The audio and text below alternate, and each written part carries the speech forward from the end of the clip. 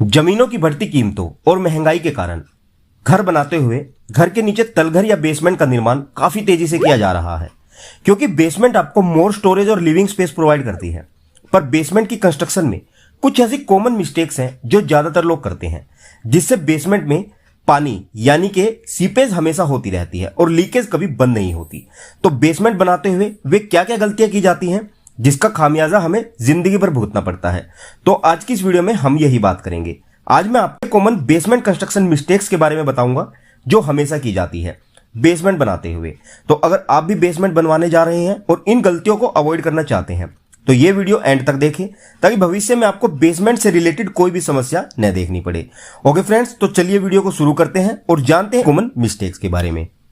तो फ्रेंड्स, सबसे पहली गलती जो बेसमेंट बनाते हुए अक्सर की जाती है वो है बेसमेंट की हाइट को लेकर। जो मोस्टली लोग बेसमेंट की हाइट 7 से 8 फीट तक ही रखते हैं और बाद में कम बेसमेंट हाइट की वजह से परेशान रहते हैं।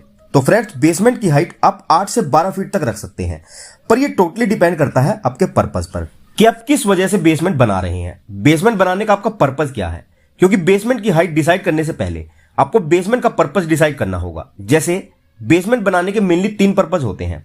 पहला for residential purpose, second for parking और थर्ड फॉर कमर्शियल पर्पस, जैसे godown, party hall, shop, office या शोरूम बनाना। मेनली बेसमेंट की हाइट इन तीनों पर्पस पर ही डिपेंड करती है। जैसे अगर आप पार्किंग और रेजिडेंशियल पर्पस के लिए बेसमेंट यूज करने वाले हैं तो फिर आप बेसमेंट की हाइट 8 से 10 फीट तक कितनी भी रख सकते हैं। पर अगर आप ऑफिस, शोरूम या पार्टी हॉल वगैरह के लिए बेसमेंट बनाना चाहते हैं तो फिर आपको बेसमेंट की हाइट 11 से 12 फीट रखनी ही पड़ेगी। वो इसलिए ताकि बाद में आप इसमें फॉल सीलिंग वगैरह आसानी से करा सको, क्योंकि अगर कम हाइट होगी तो आप इसमें फॉल सीलिंग नहीं करवा पाओगे। तो पहली कॉमन मिस्टेक बेसमेंट हाइट में ही की जाती है। बेसमेंट की हाइट डिसाइड करने से पहले ही आपको बेसमेंट का पर्पस डिसाइड करना होता है।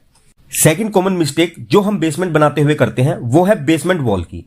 जैसे कि आप सब जानते हैं कि बेसमेंट वॉल हमारे घर के टोटल लोड को सपोर्ट करती है। इसके साथ साथ इन वॉल्स पर सराउंडिंग यानी कि चारों तरफ की मिट्टी का एक्स्ट्रा प्रेशर भी आता है। इसीलिए हमारी बेसमेंट की दीवार मजबूत होनी चाहिए। पर बहुत से लोग सिर्फ 9 इंच की दीवार बेसमेंट में बनवा लेते हैं, जो बिल्कुल गलत है। इससे एक तो आपकी दीवार कमजोर रहेगी और दूसरा आपकी जो सीपेज है वो कभी बंद नहीं होगी, आप कितनी भी वाटर प्रूफिंग करवा लें। आपने अक्सर देखा भी होगा कि नॉर्मली हमारे घरों की दीवारों में नीचे की तरफ 3 से 4 फीट तक सीलन वैसे भी आ जाती है। ऐसे में बेसमेंट वॉल में तो सीलन 100% आनी ही आनी है। तो इसलिए आपको 9 इंच की ब्रिक वॉल नहीं बनानी है। हमेशा बेसमेंट के लिए आपको 6 इंच आरसीसी की रिटेनिंग वॉल देनी है, जिसमें आपको 8 से 10 mm का सरिया यूज करना है और अंदर की तरफ 4 इंच की ब्रिक वॉल बनवानी है। अब आप कहोगे कि 6 इंच की आरसीसी वॉल तो काफी स्ट्रॉन्ग रहेगी, फिर अंदर 4 इंच की ब्रिक वॉल क्यों बनवाएं?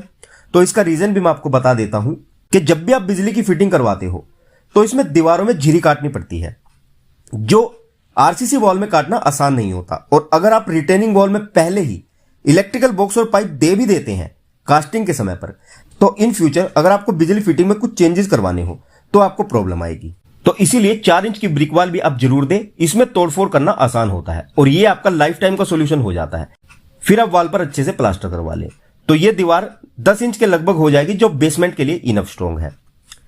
तीसरी जो सबसे बड़ी मिस्टेक लोग करते हैं वो है वाटर प्रूफिंग की, जो लोग या तो भूल जाते हैं या अवॉइड कर देते हैं। पर मैं आपको बता दूं, क्योंकि ग्राउंड फ्लोर को खोदकर उसमें कंस्ट्रक्शन की जाती है तो ऐसे में इसमें डैम्पनेस और सीपेज आने के चांसेस ज्यादा रहते हैं। इसीलिए आपको दोनों फ्लोर और दोनों दीवारों की अच्छे से वाटर प्रूफिंग जरूर करवानी चाहिए, क्योंकि मानसून सीजन में वाटर लेवल ऊपर आ जाता है, जिससे आपके फ्लोर और वॉल में डैम्पनेस या सीपेज आ सकती है।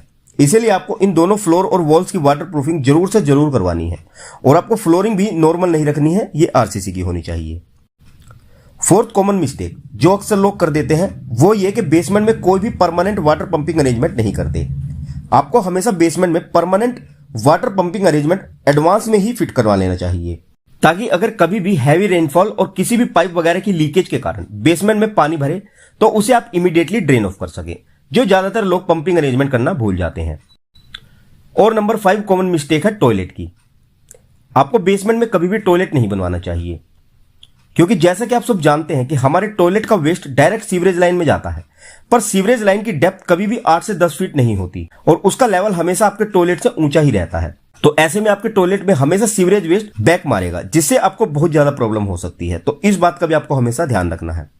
ओके फ्रेंड्स, तो ये 5 कॉमन मिस्टेक्स हैं जो बेसमेंट बनाते वक्त अक्सर होती हैं। तो इन 5 गलतियों से हमेशा बचे बेसमेंट बनवाते हुए। तो आई होप कि ये जानकारी आप लोगों के लिए यूजफुल रहेगी और आपके जरूर काम आएगी बेसमेंट कंस्ट्रक्शन करते हुए। तो सबसे पहले मैं उन सभी लोगों का थैंक्स करना चाहूंगा जो यहां तक वीडियो देख रहे हैं, क्योंकि इससे पता चलता है कि आप बेसमेंट को लेकर सीरियस हैं। तो अगर आप सच में बेसमेंट को लेकर सीरियस हैं तो बताना चाहूंगा कि नेक्स्ट वीडियो हम स्पेशल बेसमेंट कंस्ट्रक्शन टिप्स की लेकर आ रहे हैं, जिससे आपको बेसमेंट बनाने की टोटल A to Z जानकारी मिलेगी। तो वह वीडियो भी आप जरूर देखिएगा, बहुत काम की वीडियो है। तो चलिए फ्रेंड्स, जल्द मिलता हूं बेसमेंट कंस्ट्रक्शन टिप्स की इस वीडियो के साथ। तब तक के लिए विदा लूंगा और वीडियो में यहां तक बने रहने के लिए आप लोगों का फिर से एक बार बहुत बहुत धन्यवाद। Thanks for watching and have a nice.